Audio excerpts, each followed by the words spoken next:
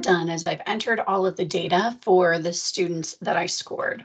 So across the top, you can see the different categories of scores. I just had entered the students in alphabetical order. You can enter them in any order, just put their first name on the left side.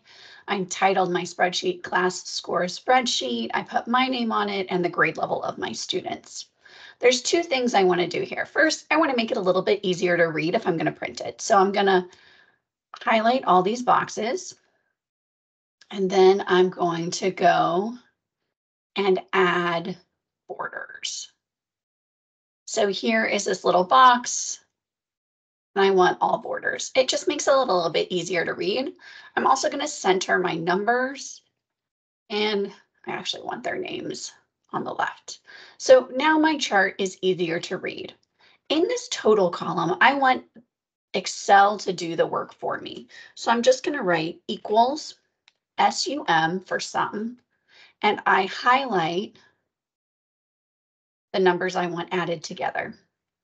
Now, I can control copy, control paste, and it'll do those. I can right click and copy and right click and paste. Or when I'm on this, there's this little green dot at the bottom. I can just drag that all the way down and it's going to add all of the scores. Now, to make it easier to see who has the highest and the lowest scores, I can sort by total. So I'm going to highlight the title of each category, and I'm going to make sure I have the children's names highlighted so all my data stays together. In the data tab right here, there's this sort. Now, I'm going to say my data has headers because I highlighted the total column. So I'm going to go here, total, and I'm going to sort from largest to smallest. This is going to help me see who had the highest and the lowest scores in my class. So if I'm trying to figure out who would be interesting students to more closely analyze their work, I can look at these scores. Now, I go back and look again at their scores and determine if that's really who I want to focus on.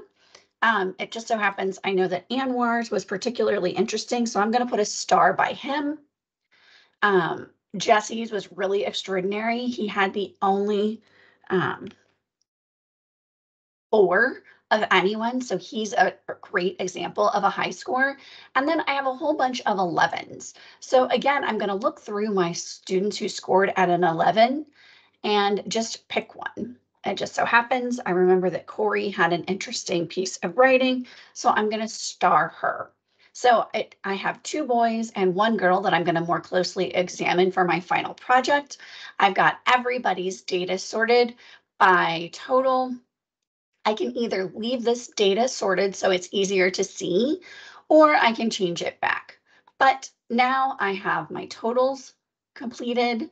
I have my 3 high, middle, and low identified, and I'm ready to go.